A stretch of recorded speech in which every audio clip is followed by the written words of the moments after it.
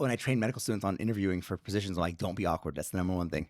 Because if you're awkward, you make the interviewer feel awkward, and then they're going to write you a bad report. Yeah. Yeah. Psychology is contagious, bro. Oh, it is. Is it? There was a quote that went, what is it? Psychology is more contagious than the flu. Something like that. It makes sense. It is. I mean, next time you go to the gym, make eye contact with people and see if they look away or not. That's the DHT. You just test people all The day. DHT test. I mean, dude, one of the weaknesses of modern physicians is that we don't use the physical exam as much. It's more like labs and imaging studies. But if you just watch people, you can elucidate so much of their behavior, of their skill sets, what they're going through. You can see stress. You can see low thyroid. You can see low testosterone, high estrogen, whatever it is. You just watch how they walk, how they talk, how they engage with people. If they make eye contact, what they're looking at, they're using their phone between sets. All these things are very informative, let's say. Mm-hmm. Crazy.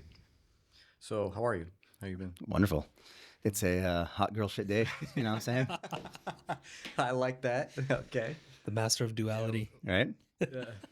See, when it comes down to podcasts, I really don't know if I want it to be chill or if I want it to be high energy. I feel like we have no choice now. Yeah. Considering we're double shotting up here. Shout out to our Vietnamese friends. We are drinking Vietnamese coffee. Even Abud without the coffee is high energy, bro. This is my first coffee today, actually. Beautiful. The only peptide I need. I really do expect this this episode to do numbers. Let's do it. Even more than the last one, which is our most popular one to date. Oh, yeah? Oh, dude. Most popular one to date. Yeah, I don't know what you do, man, but people love you. Well, that's a good sign. There's a lot of haters on Twitter now. Yeah. I mean, that's always been the case. They're like, you Indian, go back to India. I'm like, dude, I'm not Indian. I'm not Indian. Go back to Africa. I got nothing against Indians, but I ain't Indian, bro. Learn some geography, bro. Yeah, I mean, if you say someone in Palestine, they're like, you're from Pakistan? Like, no, different countries. Yeah.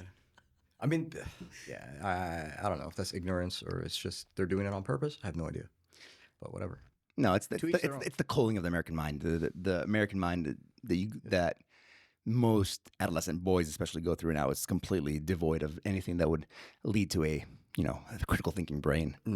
Low DHT, high cortisol, low testosterone, high estrogen, high prolactin. They know more about porn stars than they know about history. Oh yeah, dude, that's What true. a quote.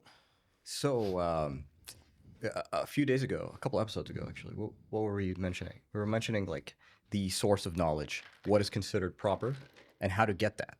Okay, that's something that's a little bit misunderstood, I think, in terms of like you said, people know more about porn stars than they do about actual history or like what happened in order for you to be alive today. Yeah, it's very important. It's very important, Yeah. right? So that whole surface level stuff where people think they're knowledgeable because it's just all culty Yeah. has nothing to do with actual information and knowledge. No. And it's destroying society. But we were talking about how how powerful it is, and getting that message out to the young people is even more difficult. It is. Everyone's in a dopamine deficit state. There's that book, Dopamine Nation. I'm blanking on the name of the author now, but she makes the argument that everyone's in a perpetual dopamine deficit state, thanks to TikTokification of everything. Everyone just scrolling all day, and it's causing a dopamine debt. And what I will say, and I want everyone to notice this, and I want to ask you guys if you notice it too. I remember in the era before TikTok, before doom scrolling, I would generally dream about the things that happened in the previous day or two. Okay, but ever since the scrolling overload has happened, I notice my dreams are about 5 to 6 days delayed. And that my brain is processing in dream. REM sleep is when you process your memories and kind of attach emotional triggers to certain things. It's happening 5 to 6 days in a delay. And if I use, TikTok, Instagram less, my dreams are more into the current day. Interesting. So what I'm worried about is that people are having a backlog of things they have to process, because never in human history did a human brain get exposed to so much dopaminergic stimulus in one session so quickly. Well, one video you're watching, it's about nicotine. The next video, it's somebody climbing the pyramid. The next video, it's somebody, checking their ass, doing whatever, right? But it's so much so quickly. The context changes so fast. It's not enough for your brain to keep up. What if we're being delayed? And the problem there is, we do emotional processing during REM sleep. That's the second half of the night when you get the most REM sleep. If your REM sleep is delayed, is that the reason people are waking up and they're so cognitively foggy, they're more depressed, they're not as mentally sharp? Because they're so delayed in processing emotional triggers. And And then keep an eye on it. Like, what do you think about, what you dream about today? Is it from the last few days, or is it, from a week ago? And that's assuming you get the right amount of REM sleep Yeah, too. most people aren't getting enough REM sleep. So we're basically skipping a main component of being a human being, which is actually marinating in whatever it is that is at hand, Right, and then taking it with you to dream about. right. Yeah, you're right. Honestly. No, REM sleep is your endogenous therapist. Yeah. I mean, Has anyone said that? Another quote, bro. Dude, I've never heard that before. Oh. Okay, this coffee's good, man. This is some good bro, I cannot wait for your book to come out. No, REM sleep is your endogenous therapist because you reprocess things. People that have PTSD, they're unable to process emotional triggers because they keep having nightmares. That's why like therapies like EMDR, eye movement, direct something. I forget what it stands for. Point is, you move your eyes quickly, rapidly with a therapist. You should don't do this at home. Do it with a therapist where you move your eyes quickly as you process these emotional triggers, similar to the REM sleep. Right? And that helps people with PTSD to kind of get over their emotional trigger. So if you're unable to get your endogenous therapy from REM sleep, you're going to need to pay a therapist to do it. And if you need a therapist, do your thing. That's neither here nor there. But we have an endogenous system to process emotions, and most people aren't tapping into that. Yeah. Crazy. Unheard of. Well, honestly, it ties into the broader subject of what we're talking about as well. It's like, I think a lot of people have hang-ups when it comes to entering their 30s. Yeah. Yeah. Which a lot of them are like, I don't know, I get into my car and I bust a knee. No, you know what I mean? Like, Yeah, how do I prevent that, doctor? I know, man. I mean, I just tore my ACL, so. But it's because of the things that we're going to talk about. Like, it was in the middle of residency, so I get it. Like, because from what it seems like, it's like people in their 30s just fall off a cliff in terms of their health status. right. And so, like, what is the way? Because I know you've written on this. You haven't really published too much on it. Yeah. But like, how do you think about this whole subject when it comes to people? It's very much memed on right now. But Right. Like, oh, we must be 30 now. Oh, you know. Yeah, I mean, the way to think about it is your 30s is the last time the last call for the train leaves the station, and that you have one chance right now to really change the trajectory of your health, Holy crap! I just felt that. right? And it's when all the habits of your 20s catch up to you. Because you can get, thanks to the hormones of puberty and then the trail off of that, you can get away with a lot more in your 20s than you can in your 30s. And the way I approach this is really like a top-down approach. Every medical system, what I do when I talk to somebody about their health, I do it the same way I do it for an ICU patient. So in the ICU, we go neuro, psych, cardiac, pulmonary, GI. But so you go through all the systems, and it's a little bit reductive because you miss the whole organism as a whole. But it's nice to think in systems based and be like, hey, what's going on here? So if we step back and look at the whole system, the most important thing that's happening in the 30s is that your bad circadian habits of your 20s catch up to you. Bingo. Because we are the first, 2 or 3 generations of humans that are living uncoupled from the circadian clock, and that everybody from our maybe grandparents, great grandparents, and back had to live by the law of the day and night, by the law of the sun and the moon. And we're the first people, thanks to these beautiful lights and Thomas Edison and all these great inventions. Great for us. We get to live in this magnificent human state, but it comes consequences to that. And what you'll notice actually is the proteins that run the circadian clock. They're called clock genes, CLOCK. They stand for something that I don't want to memorize. They are NAD dependent, right? So there's a lot of talk about NAD, taking supplements that boost NAD. That's neither here nor there. NAD is probably one of the most important cofactors for enzymatic processes in the body because it's a redox reaction where the NAD either takes electrons or donates electrons when it's NADH. The important part there is if you're running your circadian system poorly, so you're not having a good circadian clock, you are exhausting your NAD reserves. Which is default, by the way, in society. Yes. And NAD levels decrease with age. So that's why when you're 20, you can do an all-nighter, no problem. You have reserves of NAD to tap into. You're 30, you do the same thing. You're out for a week. Okay, explains why everyone is telling me to take NAD+. Yes. But when the reality is that is a bandage for an underlying problem. There isn't good data on NAD+. Some people swear by it, some people don't. We'll see where that shakes up. You can take injectable NAD+. You can take precursors to NAD called NMN and NR that they're supposed to get converted. The studies are ongoing. It's a very contested thing. We'll see where that shakes up, right? But what we do know is that key enzymatic reactions in the body are NAD dependent. For example, I would say one of the most important reactions in the body is cortisol to cortisone. It's you're detoxing cortisol. We're all living in a high cortisol state, blue light toxicity, high stress environments. We all hate our jobs. We're all working super hard. The stresses of not sleeping enough, yada, yada, yada, yada. converting cortisol to cortisone requires NAD plus as a cofactor because it's a reduction oxidation reaction. So if you're under high stress, you're exhausting your NAD stores. If you're under a circadian miscalibration, you're under low NAD stores. And as you're aging, you're losing your NAD stores. So guess what? Now that stress, it's harder to detox stress than it was when you're 20. You don't have enough money in the bank. There you go. Yeah. I see. And then now that NAD, instead of doing other important enzymatic steps like DNA repair, working at the electron transport chain, and now it gets to the fun mitochondrial discussion. Because what happens is NAD is what keeps your mitochondria moving. Because the most important ratio, I would say, for energetic potential in the cell is your NAD plus to NADH ratio. That's the ratio of your oxidation to reduction, or reduction oxidation, let's say. And the higher that ratio is, the more youthful, more energetic the cell is. Because what happens is if the electron transport chain gets backed up, electrons aren't moving on the chain, all the NAD now must get converted to NADH, right? So now that NAD plus can't go participate in that cortisol reaction. It can't participate in the circadian clock genes. It can't do other DNA repair. So what you want is a high NAD plus ratio, so then the NAD can cycle quickly between the mitochondria and the extracellular membrane. Extra mitochondrial membrane. Because what happens is the metabolism is really moving electrons from glucose or fatty acids, moving them off of the glucose, taking them on to NAD plus, making NADH, transferring it to the electron transport chain. It's incredible. And everybody is deficient in the main electron transport chain nutrient, which is infrared light. Infrared light moves the electron transport chain faster. So what infrared light does is it increases your NAD plus to NADH ratio. Yeah. Ah. That makes sense now. So people are like, "Oh, well, red light, it's bullshit." No, I mean, no, it's actually changing the energetics, the electrical gradient in your cells. Not to mention the other chromophores, Yes. which are light-sensing molecules in Yes. the electron transport chain. So this is cytochrome C oxidase is the one we're talking about here. It speeds up transport there. If the transport moves there faster, now NADH. So NAD is the compound. It can take 2 electrons on and a hydrogen on. So it's NAD plus. So it's a positive charge. It takes 2 electrons and a H plus positive. So that's 2 positives, 2 negatives. It becomes NADH. And that's how you can move electrons around in the cell.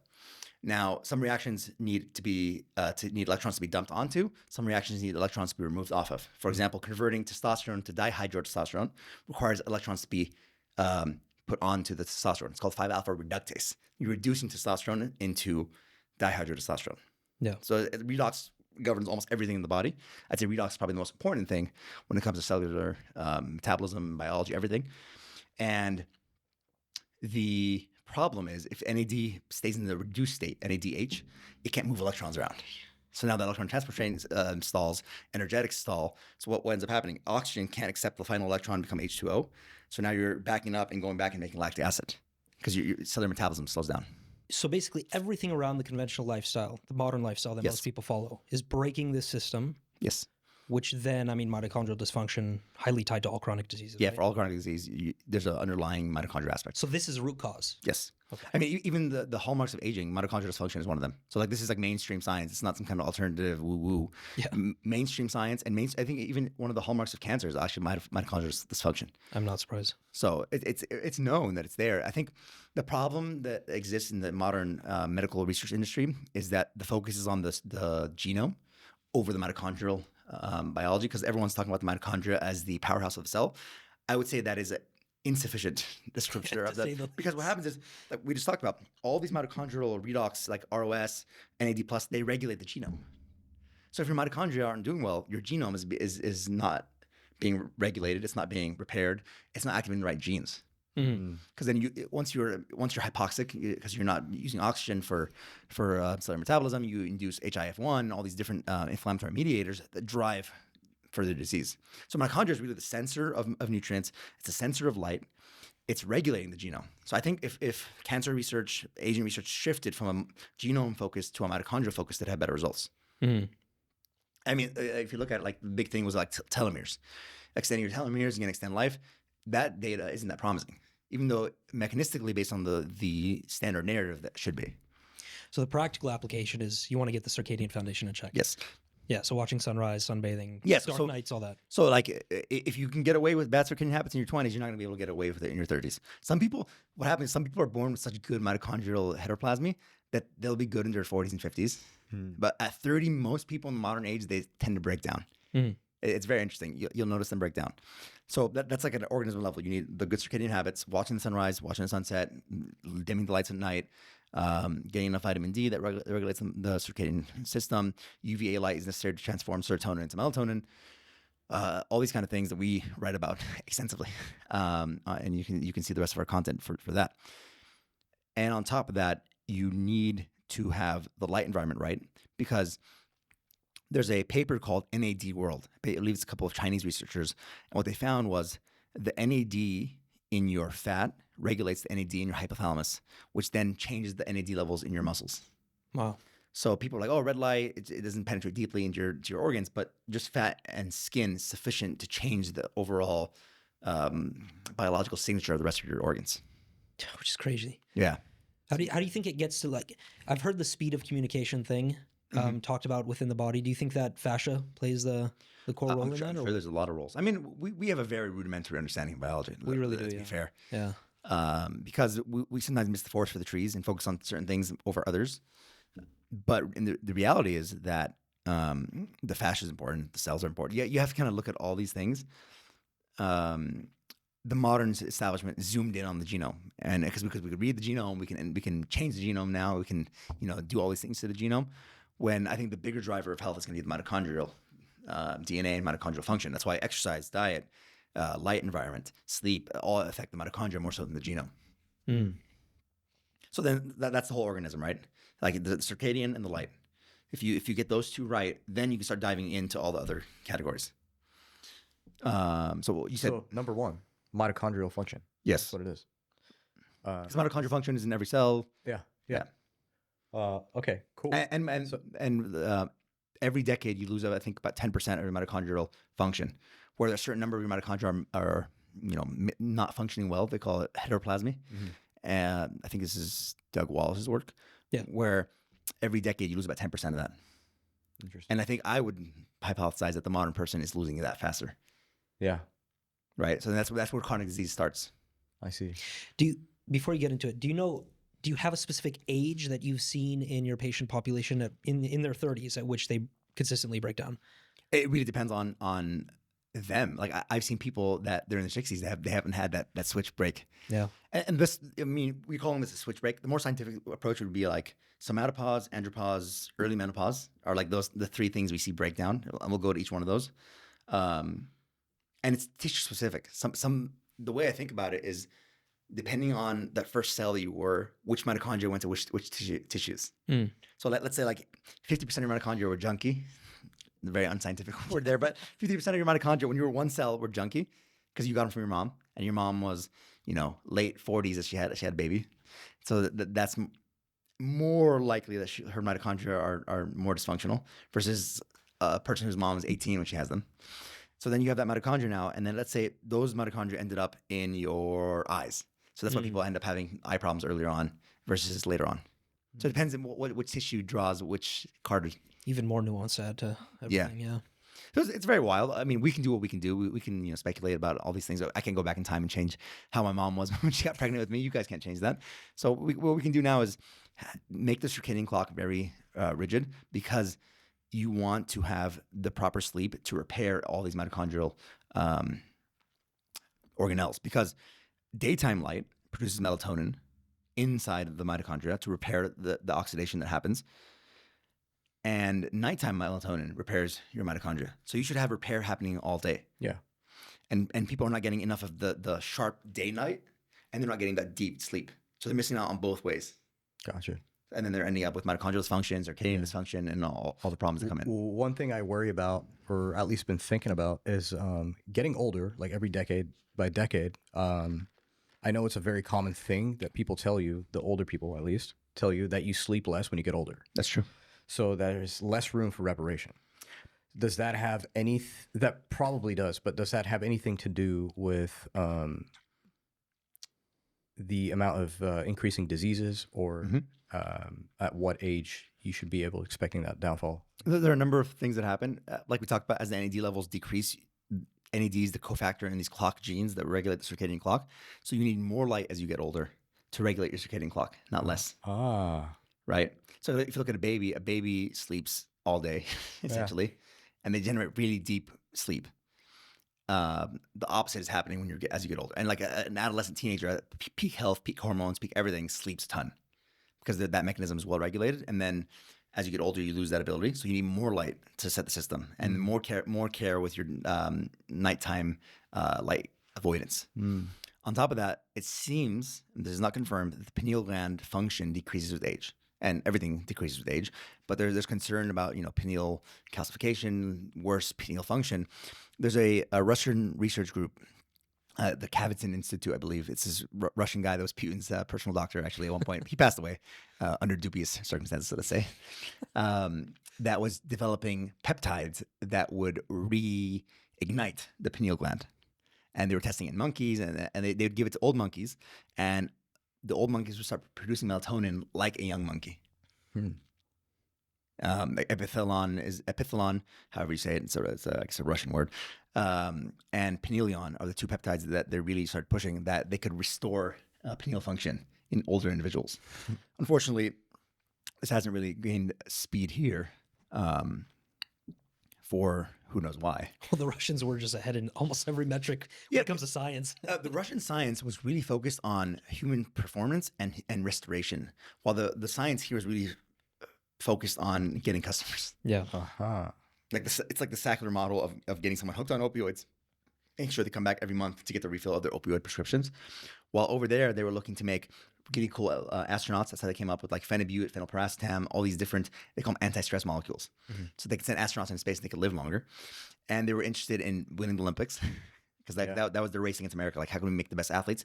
They came up with very cool ergogenics or performance enhancing compounds, bromontane, the racetams that we talked about, increase endurance, and who knows what else they have.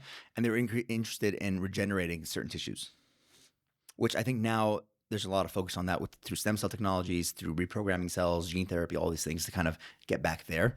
Unfortunately, here the research is very focused on, can you find a molecule that activates a receptor that does one certain thing? It's not really focused on tissue-specific regeneration. But we'll see. I think hopefully RFK under the new Health and Human Services, we can see different results. Hope so. Seems like it's good so far. Yeah. So where do you go from that? Where do you go from, you have your circadian stuff dialed? Yeah. So like we talked about, you have your circadian dialed, you have your light diet. So that's the overall organism focus.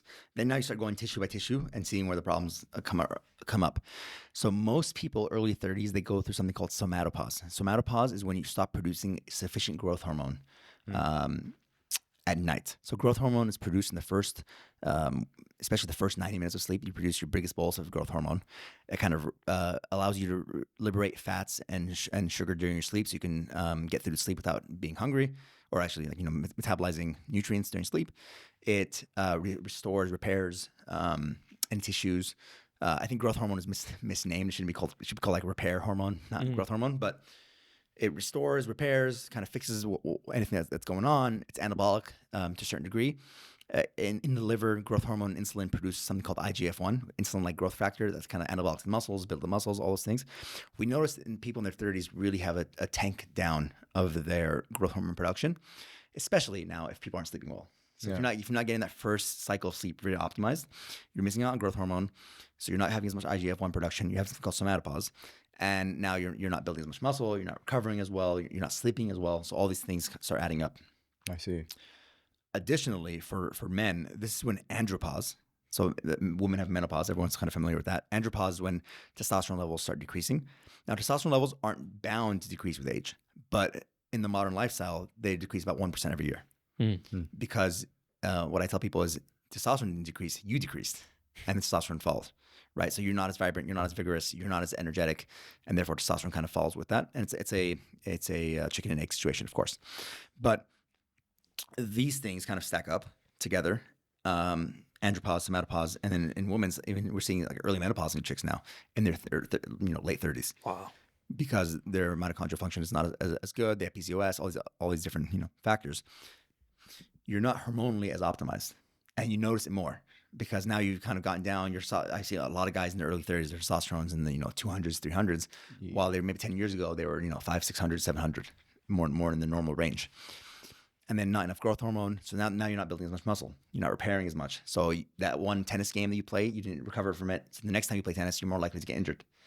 So what can people do? They can really optimize their system. It comes back to sleep again. You optimize that sleep production to make that growth hormone in the first phase of sleep. If someone is very pathologically low on growth hormone, they might need to talk to a doctor about, getting a growth hormone releasing peptide to kind of fix that. But that's a separate discussion. For men, I think we're in an era now where guys have to be very diligent on their testosterone levels. Most guys are, here's the problem. Most guys that need testosterone aren't being diagnosed and given the testosterone they need, or like given the lifestyle change they need to kind of change that. And the guys that don't need testosterone are jumping on testosterone and getting injections and stuff. So it's a very unfortunate situation where guys should know where the androgen levels are. And it's a really good check engine light for guys. That's how I describe it. Like if you check your testosterone levels and they're low, it's telling you that the whole system is not running well. So like, hey, wake up, change something. You tell a guy his A1C is 7, you tell him his cholesterol is 200, he doesn't give a shit. Yeah. So you tell him, hey, your testosterone is that of a grandmother. He's gonna wake up and start changing things in his life. Yeah. So that's a powerful thing. Looking at morning wood, it's a good marker of where testosterone levels are, because testosterone is really made in the last half of the night. That's when you make your most testosterone, and the morning wood is a representation of that. So I think after we talk about the whole system, the endocrine system is very important because the endocrine system really tanks in your 30s unless you're very diligent on keeping yourself healthy. So that's the good sleep, the exercise. The enemy of male testosterone is estrogen, prolactin, and cortisol. So living a high stress life and you're gooning or cooming too much, and you are fat. So testosterone is converted into estrogen in your fat cells, especially in the visceral fat. So you could be making sufficient testosterone, but you're aromatizing it, converting it to estrogen. And then now estrogen goes back to the hypothalamus and tells your hypothalamus to tell your testicles to make less testosterone. Wow. Yeah. So it's a very vicious cycle where now then that person has less testosterone, so they build less muscle, they put on more fat, which makes more estrogen. It's a vicious cycle. Once you get into that cycle, it's very hard to get off of. Unless you're very, very careful on diet, exercise, circadian habits, all these things to kind of jump off of that and get back into normal testosterone levels. I see guys in their 60s and 70s with testosterone over 800. All the time. But these are usually the guys that are like super chads. They're fit. They take care of themselves. They're very diligent on taking care of themselves. And I see guys in their early 20s with a testosterone of 300, which is pathetic. It's brutal. When a 60 to 80-year-old guy has triple testosterone of you at 20, that's kind of embarrassing. Oh my God. Of course, there's variabilities in androgen receptor densities, androgen receptor sensitivities, and all these kind of different things that are more nuanced. But overall, a young man should have a high level of testosterone, and that's being broken in the modern. So I guess there's morning wood, and then there's morning wood. Yeah, like that's what wives go into clinic for. And I posted today. I'm like, oh, the grief. Hormone doctors are more likely to save marriages than the marriage therapist.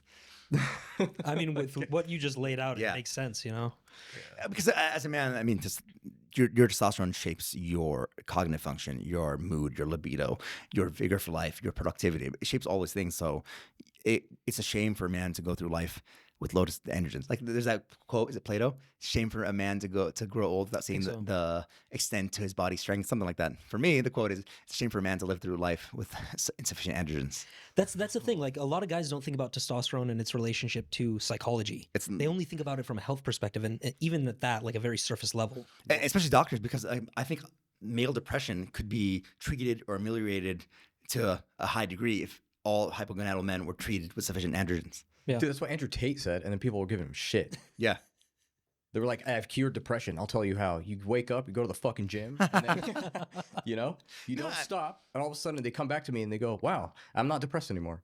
I know. So there is a lot of truth to that. Yeah, no, if you took hypogonadal men and you put them through a regimen that fixed their gonadal system or treated them with testosterone, if you were unable to fix it through natural means, you would probably cure 70-80% of male depression. I think the highest rate of male suicide is older men past 50, if I'm not mistaken. This was a stat I learned in medical school. Like suicide, usually older white men are the most likely group to commit suicide.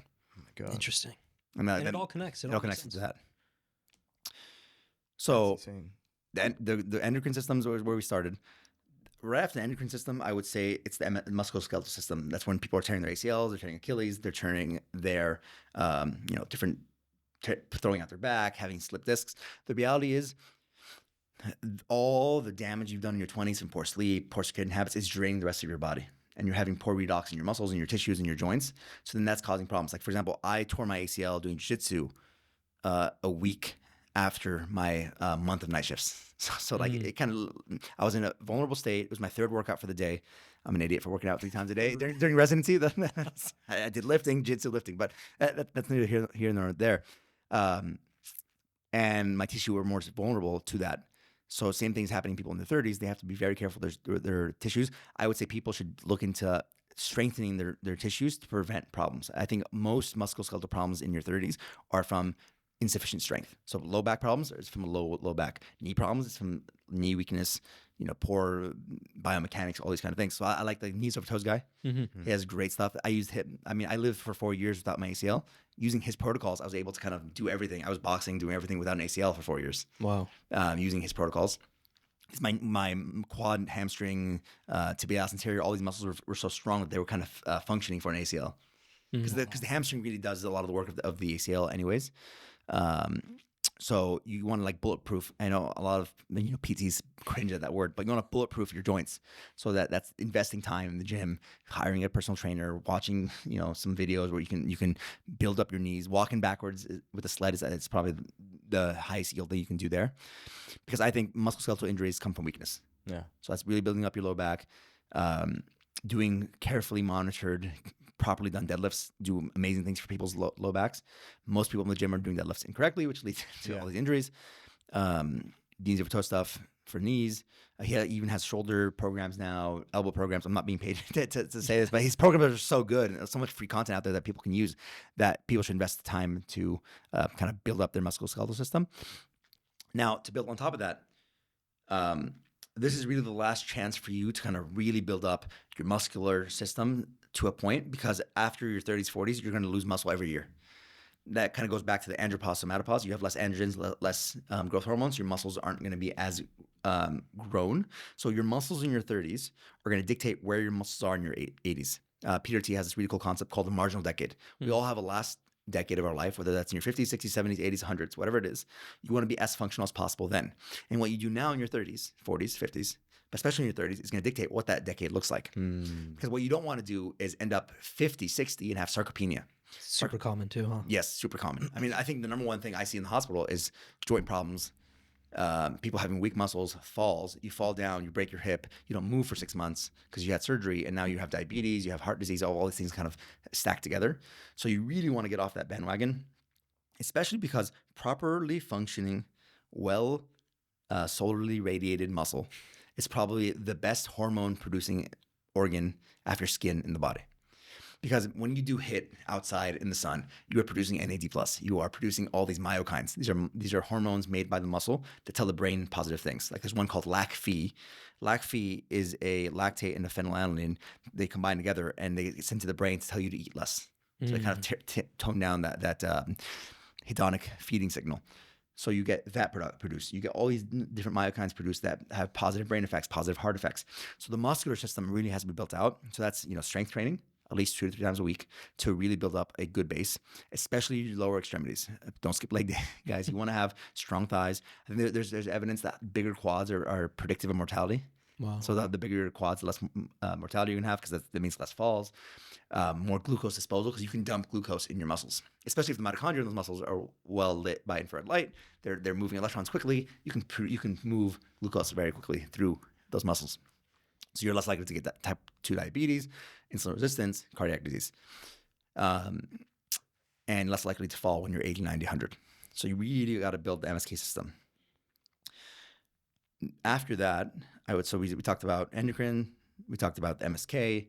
The next system is probably the gut. A lot of people in their 30s start having really bad guts because they're either dealing with stress they haven't managed. I see IBS as a psychiatric condition more so than a gut condition, because it's really the body keeping the score, because it is a neurological condition of the gut. And people are eating really shitty diets with inflammatory foods, and they're not, biofeedback is important. If a food doesn't sit well with you, you should probably not eat that food. You should find By the time you're 30, you should figure out what foods sit well with you, what works for you.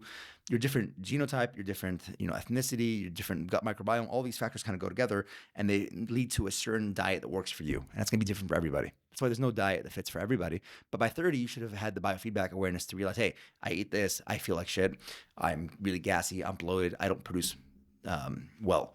Well, if I eat these foods, I feel great.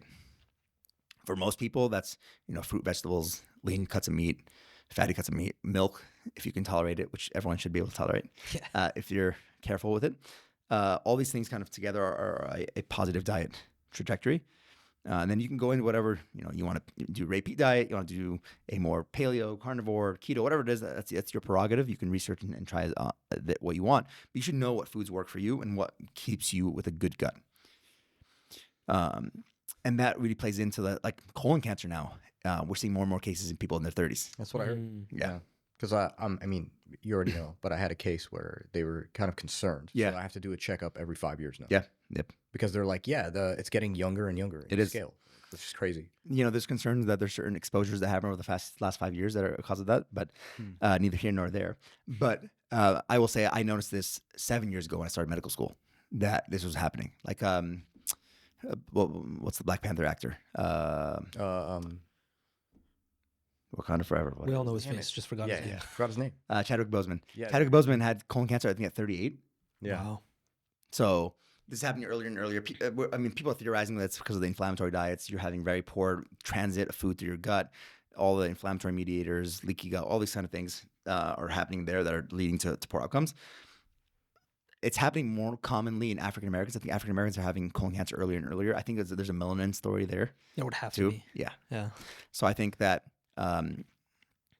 to clarify, you need sufficient melanin exposure to your skin type to run your biology properly. So the lighter you are, the less solar exposure you need. But the darker you are, the more solar exposure you need to run your physiology properly, because probably the most important hormonal pathway in your body is in your skin through POMC, through ACTH, through MSH, all these kind of mediators that we've talked about ad nauseum. But there's something there for sure that's happening. So we talk about endocrine, gut, MSK. The next thing people really got to worry about in their 30s is their heart, because you should know by the time you're 30 what your lipids look like, and you should know what your family tree looked like for heart disease. If you're somebody who has heart disease, family members are dying at 45, 40, whatever it is, you should be very aggressive in screening and preventing cardiovascular disease. Mm-hmm. And your 30s is like your chance to do that, because what happens is a heart attack that happens at 50 is probably a result of plaque that was built up in your teens, 20s, and 30s. So at 30, you really got to know what's going on in your heart. So that's screening adequately for the three kind of stools. There are lipids, and that's going to be debated on what's ideal. No. Inflammation and endothelial damage. So endothelial damage is high blood pressure, smoking. Inflammation is just from overall lifestyle, inflammatory lifestyle, poor diet, poor sleep, high stress. And then lipids are neither necessary nor sufficient. I mean, probably necessary to have heart disease, but not sufficient to have a heart disease. What's your do you have broad level recommendations for testing to do in your 30s? The way I do this is I have and I borrowed this from Peter Attia, to be fair, of where we get our ideas, is that Peter Attia has people draw out a family tree. And I like to see a family tree of what's happening in your family. If you're telling me you have uncles and aunts that are having heart attacks in their 40s, we're going to check your lipids. You're going to get ApoB, you're going to get LDL-C, LDL-P, LP-A, much earlier. You can see where you're at. And we're going to be more aggressive in using the screening modalities with imaging, such as coronary calcium score, CT angio, that are becoming available. It's very contested within the cardiology community whether or not you should use this to screen with. What I like about it is if somebody's 35 and you get a coronary calcium CT, so you send a CT to their heart, you can see if there's calcification in the coronary arteries. At 35, you should have zero calcification. There's no reason to have calcification in your heart that early. If you tell me you have calcification at 35, we have to be way more aggressive in treating the condition. Interesting. What about a Clearly scan? Clearly is the CT coronary angio. Oh, that is, okay. That one, it actually puts dye into your heart, and you can see if there's soft plaque as well. So that one's a more intensive, more cost prohibitive scan. I think you can get a CT calcium score for $100 to $300. That one's cool because there are people that are like, hey, I don't care about my cholesterol, but you show them, hey, there's already been damage in your arteries. That's great. So the two situations that's interesting is if you're young and you have damage, or if you're 80 and have no damage. Yeah. Everything between is kind of hard to actually use. Because if you're 40 and you don't have damage, it doesn't mean like you can eat cheeseburgers and do whatever you want, right? It just means that you haven't had damage yet. You could still develop from 40 to 70 and you have your first heart attack at 70. Yeah, much quicker too. Yes. Yeah. Because you know all the other factors, the inflammation's higher, the recovery is lower, blood pressure starts going up. So you really want to optimize the cardiac system then. And if we could have everybody focus on their cardiac system at 30, you'd cut maybe most of the heart attacks that happen in 50s, 60s, 70s. But the problem is people don't care until they're way older. So that's the cardiac system. Lungs, don't smoke. If you smoke, do things to mitigate against that. So like if you do smoke, you have to start screening around 55 with CTs every year. Sun exposure is big on that one too. Yeah, sun exposure is big there. There's some peptides that have promising effects. Like a GHA copper peptide actually has lung repairing effects. Oh wow. When it's injectable. So that's something to research further.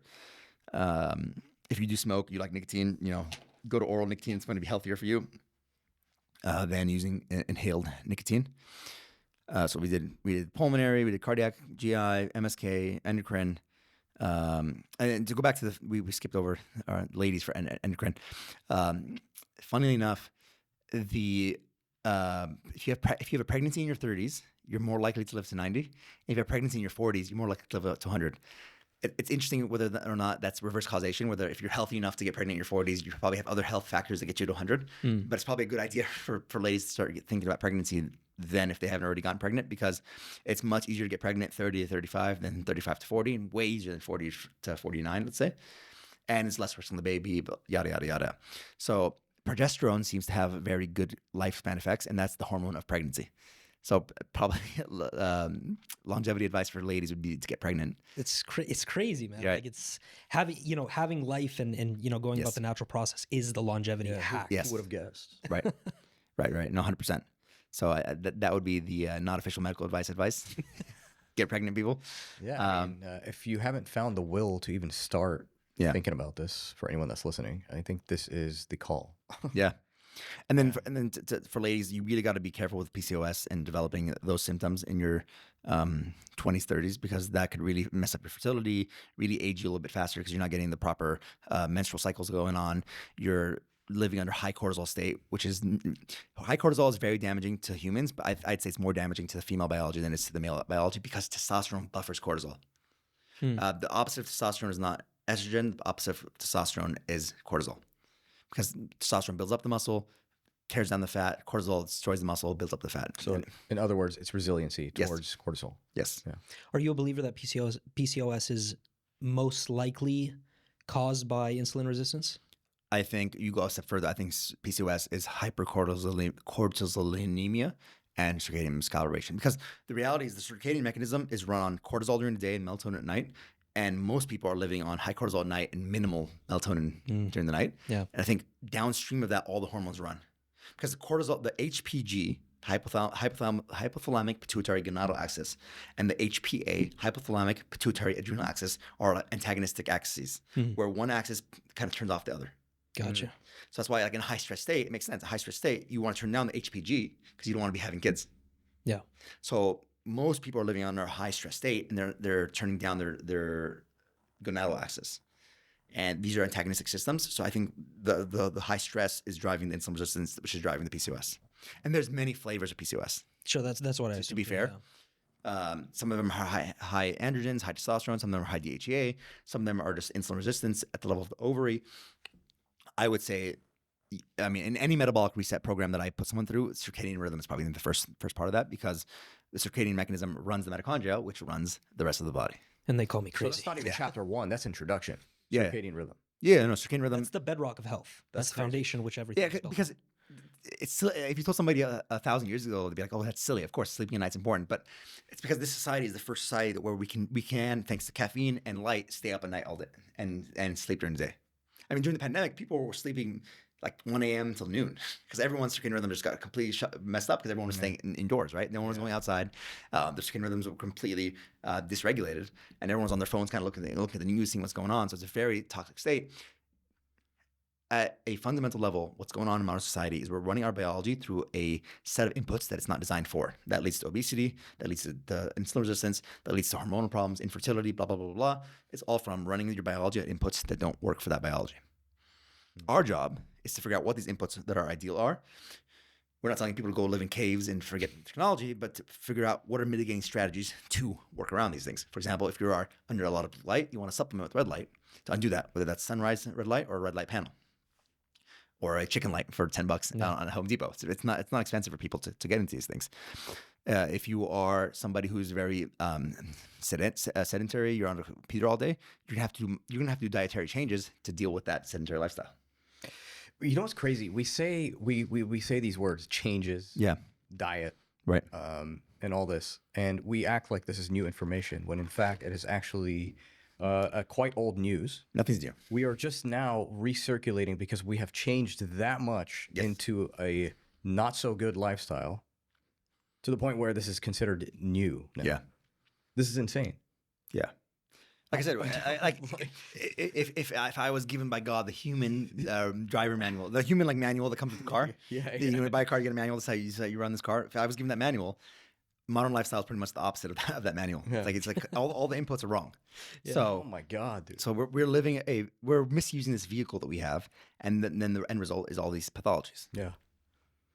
Crazy. And this is so important because it's outside of the longevity stuff, because there's a lot of BS in that. Yep. I think that the quality of life discussion is the most important one. How do you feel on a day-to-day basis? That's what I care about. Do you want to live to 70, 80 to see your kids thrive? Do you feel see your grandparents? Do you feel like a bitch? I don't know. I know. We want people to conquer the world. We want people to live their best lives. Yeah. I don't think the powers that be want that to happen because that's not financially incentivized. Because if you're your full masculine self, you're a worse consumer. Well, okay, hold on. We'll go into that a little bit later, but more of your personal experience side, okay, of growing up or whatever. A lot of the struggle comes from even beginning to find the will of why this is even important, right? Why would you even want to live till 80, 90, or 100? Okay. That's never been my goal. Because it's a factor that I can't control. Because I can walk out of the studio right now and get hit by a car. That's true. What I can control is that I take care of this vessel that I have. That's how I view it. This is a vessel that I have. I must take care of it to the best of my ability. And I want this vessel to give me what I need. So, every day I wake up, I'm trying to harvest energy. Mm-hmm. I wake up in the morning. I'm like, how can I get as much energy out of the world so I can give it back? Because my job is very energy demanding. I have to treat people, diagnose, be very alert, and I have to give energy back. So really my role is how I look at health is I have to harvest energy from food, from light, from my breath work, from my sleep, from interactions with other people, so I can have that energy so I can spend that energy. Yeah. Right? So why do you have that energy? That's my question. Is I'm sure obviously everyone has struggled. So when you struggle, what was your mindset like? What was your convincing point for you to do all of this? Does that make sense? Yeah, that makes sense.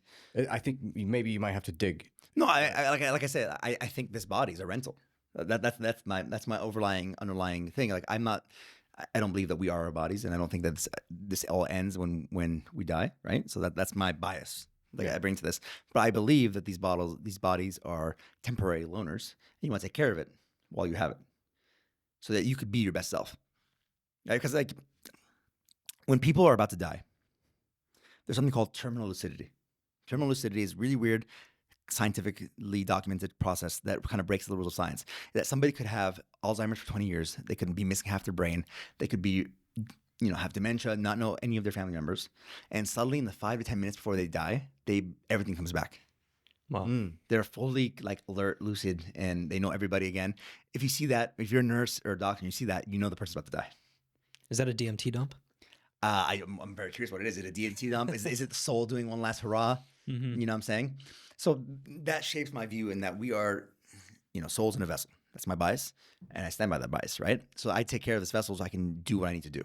Yeah. Everybody has a purpose in life, whether that's taking care of your parents, take care of your kids, simplest things. You don't have to cure cancer or change the world, but everybody has a functional cog in the system, right? Yeah. So you want to take care of this vessel so you can do the best you can do. Yeah. What really bothers me is that the powers that be and the consumer society wants your vessel to serve their capitalistic goals.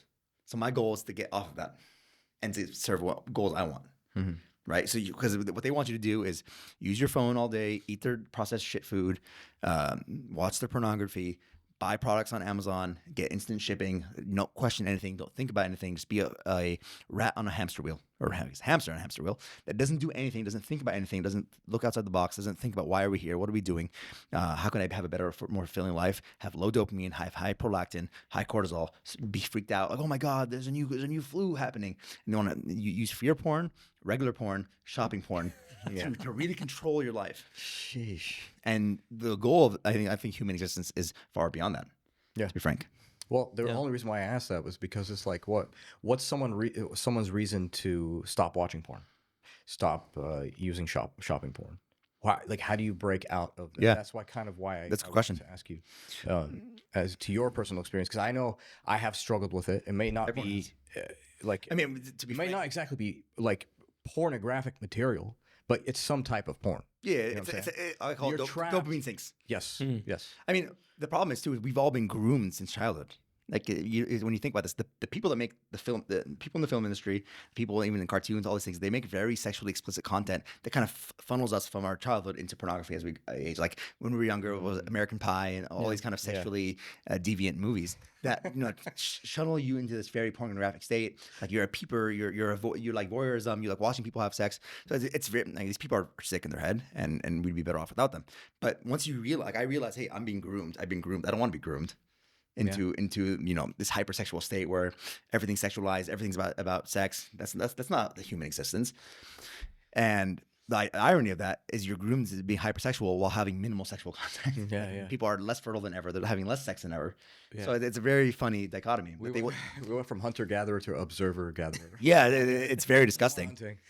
So I'm sure you're of the philosophy that you have a better chance of changing that mindset through health Yes. rather than Well, psychology. see, that's Yes. the thing I believe is Well, psychology and health are indivorceable. Exactly. So there's I mean, always going to be like some type of like industry perspective. So like, for example, you're coming from the standpoint of health. Some people come from the standpoint of philosophy. Yeah. Some people come from the standpoint of history. Right. And that's the thing is like, we're all one giant community, which is why we can always interact with one another to kind of bring up the same subject. And each person is going to have a different Perspectives. different perspectives, but they all lead to the same route. Sure. Whether it's from south to north or east to west, we're all hitting up the same spot in the center. Right. So, I don't know. It's just it's a tough time. I understand for anyone that's young. We're all young. 30s are young too. I hope so. Yeah. And I think most of the misconceptions that come with being in your 30s and starting your 30s is that it's just the meme culture getting to you, Yeah. essentially. Because like the algorithms are calibration systems to change the way you believe and think. Yeah. And they're mass producing these. Like for example, we talk about these porn stars. Like I'm scrolling TikTok the other day, and I'm seeing these streamers that play video games, and they have porn stars coming to visit them. I'm like, why are these streamers hanging out with porn stars? And then 13, 14-year-old kids that look up these streamers are now looking up to these porn stars. Like that's very nefarious.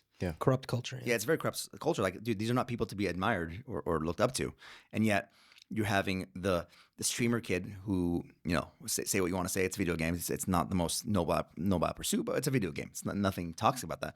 But there's someone nefariously brought porn stars into that mix, and now young kids are seeing that. And then TikTok is just a whole funnel where you get softcore porn on TikTok, and it leads you to hardcore porn on whatever website, and they have you hooked on the system perpetually. And then you go through life through hyperlactin, and especially if you have a hyperlactin puberty, you're not having sufficient DHT, which insufficiently masculinizes your body, your brain, your penis. Even probably people are having stunted penis development because they're not having sufficient DHT. Because if you have someone with a micropenis, you can actually grow their penis with DHT topically applied. This is like scientifically documented. It doesn't seem to work for someone who has a normal penis, so don't try this at home. But if you have a micropenis, you can grow it with sufficient DHT exposure right after puberty. So, the whole system is designed to drain energy out of you to make money. Like the joke I made is like your phone isn't charged by electricity, it's charged by your dopamine. Yeah. And these algorithms are set up to harvest your energy, harvest your health to make money. And unfortunately, that's where we're at. So, we went from the bottom up, we got to the brain. So neuro and psyche, Like you need to have a meaningful existence, and you have to have these questions kind of figured out in your 30s. Most people don't sit down to think like, why do I exist? What do I do? What do I want out of life? What do I want to produce? What kind of family I want to have? Because everyone's just on this constant cycle. But you should have a very good neurological, psychological framework in your by 30 to like, hey, what do I want out of life? What am I doing? Take a break, get off the algorithms, and see where am I and where do I want to go. Yeah. If you want to be a consumer, great. The Facebook and YouTube and DoorDash and Uber are going to be thankful for your business. Yeah. But that comes with a fear for most people. That's the problem. All right. So I've grown up my entire life of 31 years now, and never in my life until 4 years ago I heard about FOMO, which is the fear of missing out on something. What the hell are you missing out on? Yeah. See, that's my perspective. But to someone else, they could be deep into it to where they are actually believing that they are missing out. They're falling into the societal pressure of there is a fear in this, Right. Well, I mean, you have to step back and see what. I have a stress management system that I put people through. Right. The first question I ask people is, why do bad things happen? If you can't answer that question, you cannot finish the rest of the exercise, because bad things will happen to you, especially in your 30s. Your parents are getting older, your grandparents are getting older. Bad things will happen to you, to loved ones. That's when you're on 30s when things start to hit the fan, as it were.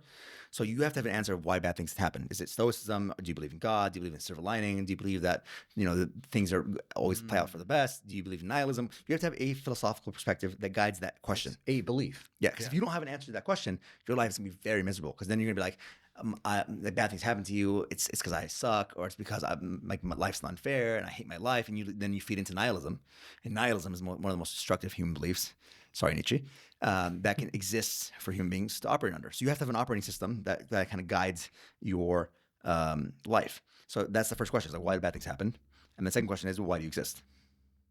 And I'm not expecting you to have a philosophical, PhD level answer. At least have an answer, or at least think about the question. But you see what I mean? Like, from a doctor's point of view, you stopped talking about health for a second. Yeah. You talked about that exact thing, which is the belief, the core of it all. I mean, it's married to the. That's why I'm asking these questions. No, it's married to the biological. I mean, if you can't tell me why bad things happen to you, every time something bad happens to you, you're gonna have an outsized cortisol response, because you're not gonna be able to cope with whatever happens, and that's gonna age you further. It's gonna make you more fragile, less resilient to stress, and it's the vicious cycle. See, and then that guides me to being like, wow, the center and core of it all is not the heart, as we're told; it's the freaking brain.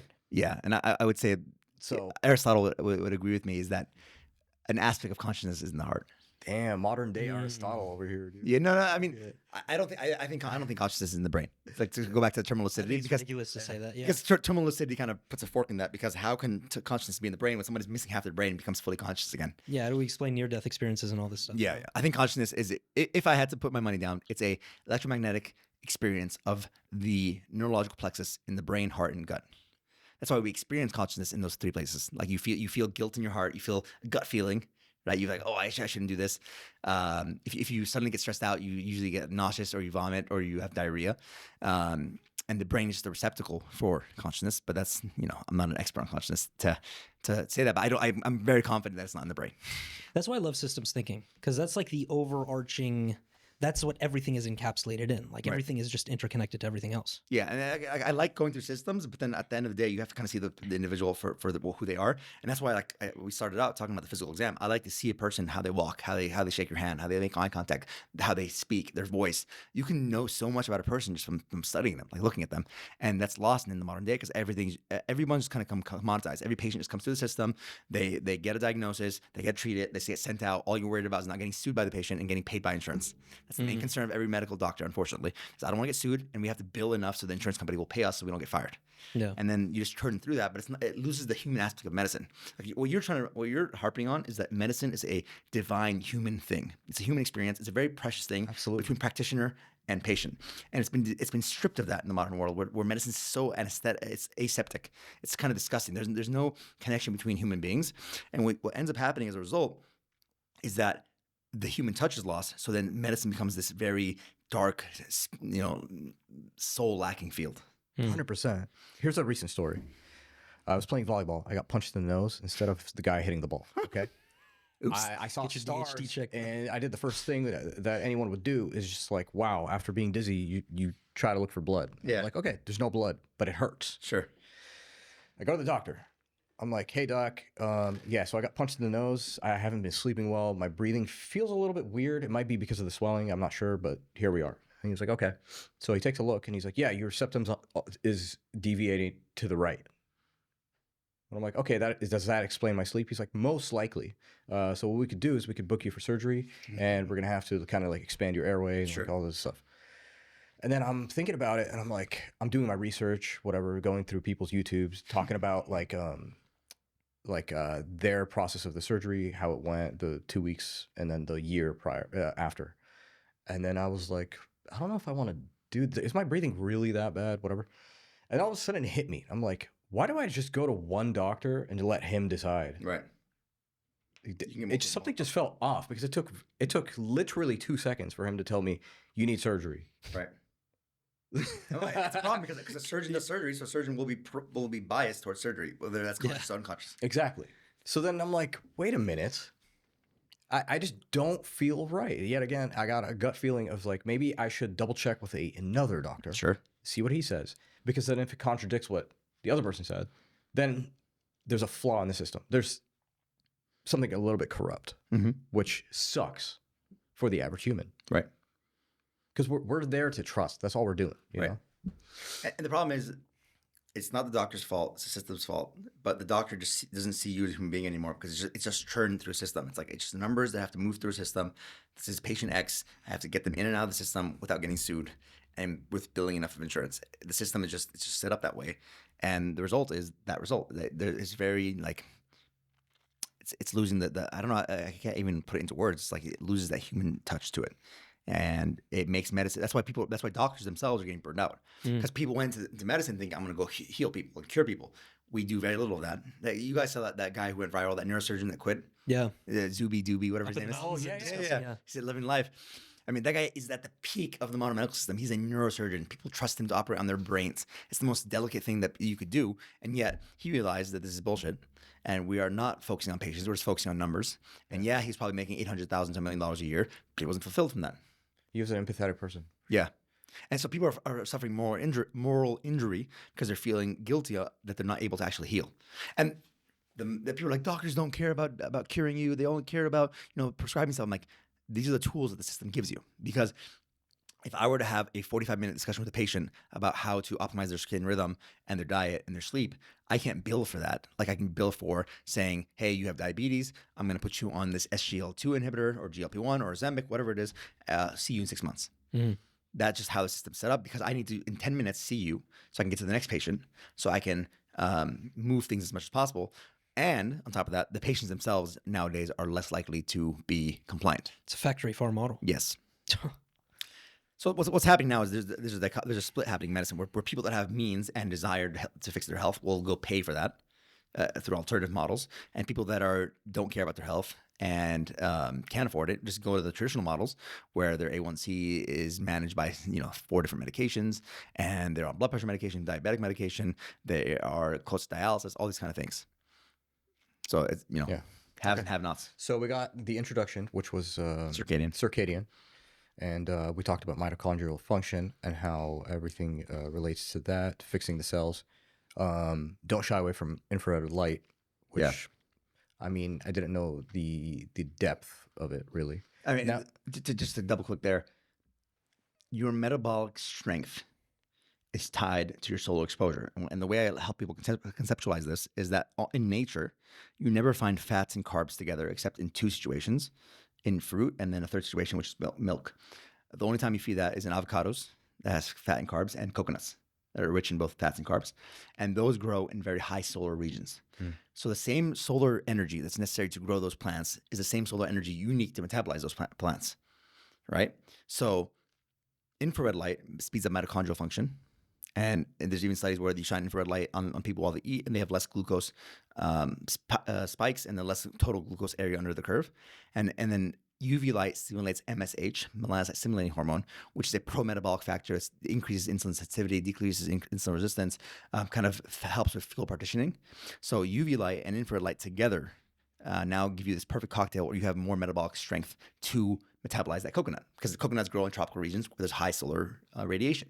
It'd be inconceivable and kind of foolish, and I got to give credit to Dr. Jack Cruz for this, to go eat a coconut in Finland in December. Yeah. Right? It makes no sense to do that because you don't have enough solar drive to metabolize that food. I see. So the solar system, not the solar system, but the solar mechanism allows you to metabolize things differently. That's crazy, dude. So we've had wireless chargers this whole time. You want to get? I told you. No, I told you. I literally, I try to get as much energy as possible every morning. That means I wake up with good sleep. I calm my nervous system. I avoid spending dopamine on scrolling as much as I can. I go out to get infrared light in my eyes to boost the circadian mechanism. And then once UVA and UVB come up, I try to go charge up. So people will find me in front of the hospital kind of charging up always because, like I told you, we need to harvest energy to give energy. Yeah. There's a meme for guys specifically where it says like this is men in the morning and they're on the edge of their bed with their head down. Yeah. And then they go. And they get up. Yeah. That's it. Yeah. Like something happens in that little downtime right between waking up and going for the day. Well, what happens is your cortisol spikes, and the more circadian calibrated you are, that cortisol spike hits, and you're able to go. So, and then with the testosterone in the morning too, so it's nice. The reason cortisol is not as harmful in the morning is that it's bolused by testosterone early on. Yeah. So then you get cortisol and testosterone spiking at 8 a.m. That's when both are highest on average, and then you're able to get through the day. Yeah. So what you're saying now is basically the downfall in your 30s is BS for the most part. Yeah, you don't have to have a downfall. You don't have to believe in that. And actually, I think the more you believe in it, the more it probably is going to become true. Yes, it's a self-fulfilling prophecy. Yeah. I mean, I feel better now than I felt 10 years ago because I have all this information. You know, you have light principles you can use. You have all these cool peptides you can use. You understand hormone science and how to optimize natural hormone production. You can supplement strategically around certain things. I know I shit on supplements always, but there's certain supplements that you could use to kind of get through your day, like rhodiola rosea, different types of caffeine, paraxanthine, even using some nicotine sometimes. Yeah. Strategically using GABAergic supplements around sleep to kind of take off the edge, creatine for muscle building, all these kind of different plethora of supplements you could use, plus hormone science, peptide science, light, and circadian biology. There's no reason why your 30s, 40s, 50s can't be better. Mm-hmm. Because now you're probably in a better state in your career. You have your family life. All these things are better now than they ever have been. Yeah. And to finalize all of this, we want to have you give advice for the people that might worry a little too much going further. I'm assuming this age group is probably going to be 35 to 40, experiencing maybe 1 or 2 downfall pits. Sure. But they were able to recover. What are some things that you can probably give them as advice to help shape them to have a stronger body all the way down till 80? I don't know. I'd say your psychology really drives your biology, and you can't divorce those two. And it really starts out with reprogramming the inputs that you live with your life. Yeah. And whether that you do that through journaling, through meditation, through psychedelic experiences, through working through a therapist, whatever it is, you kind of need to make yourself have a internal psychology that is pro-productivity. And the example I use is like Michael Jordan. Like Michael Jordan, when he'd play let's say he's going to play Saeed for basketball, he would say, Saeed dissed me and said I wouldn't score 40 today, even though Saeed never said that. And that internal drive would allow him to produce more dopamine and more testosterone. So then he would be able to now drop 40 on you and have more success. So we generate internal narratives. And when these internal narratives break, pathology starts. So depression is really a breakdown of the internal narrative that's running in your brain.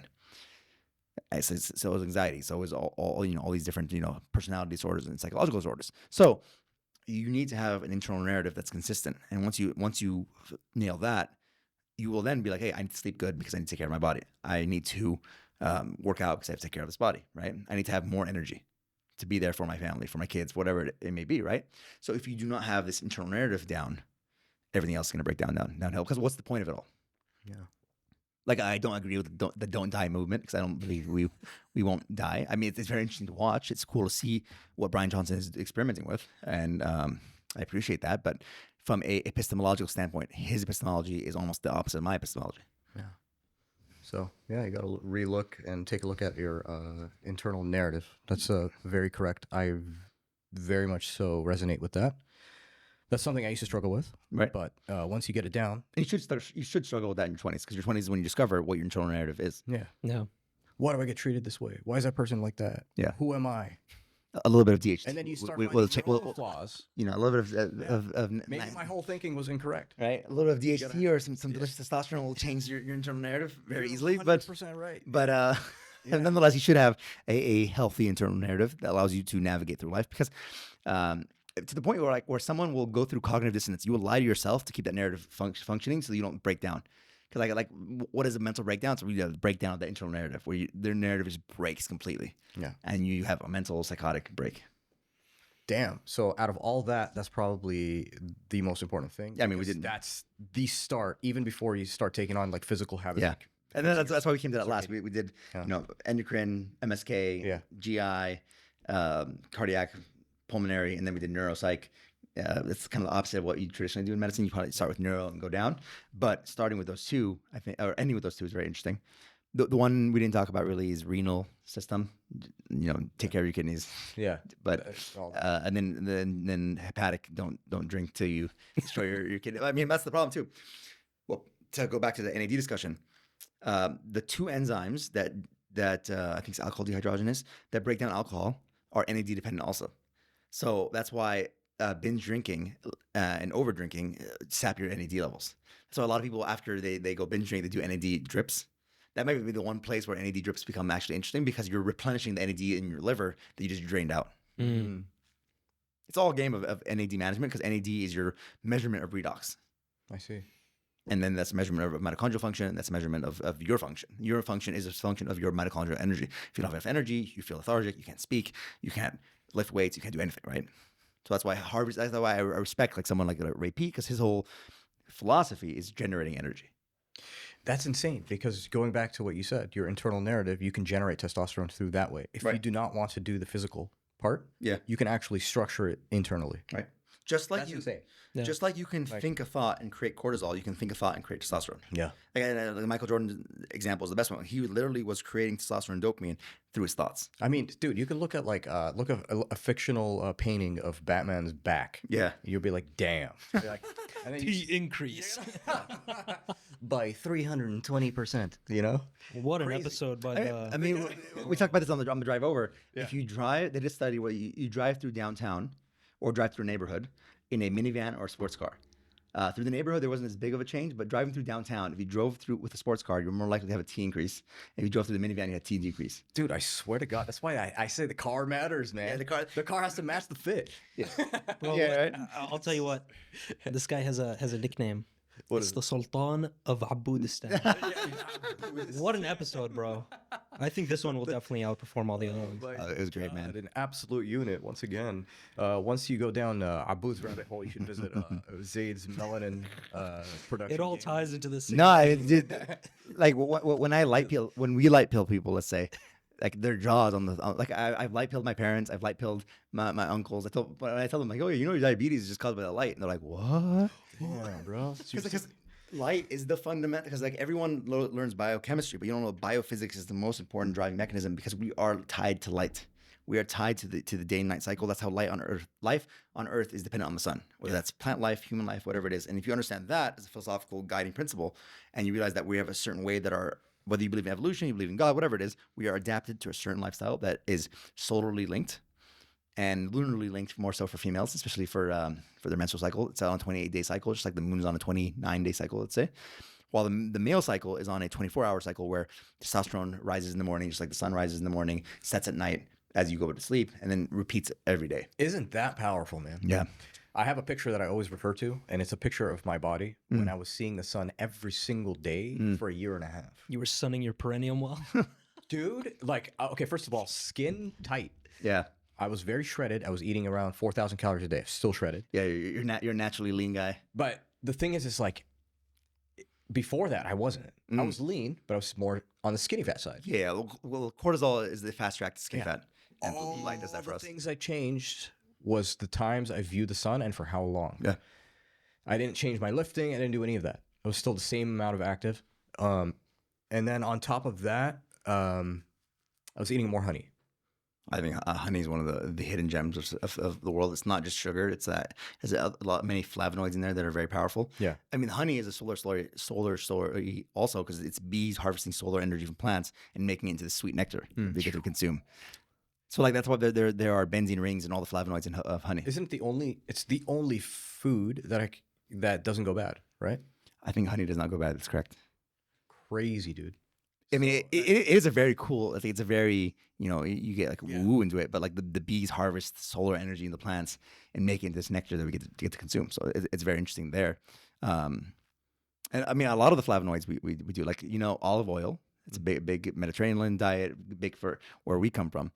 All of us here on the table are big olive oil. Oh yeah. There's two types of Arabs. There's olive oil Arab and there's petroleum oil Arabs. We are unfortunately not the petroleum oil. So Plenty of olivado. yeah, Oh my god. Wow. Man. But just to leave it with this, Yeah. olive oil, very interestingly, absorbs UV light and produces red light.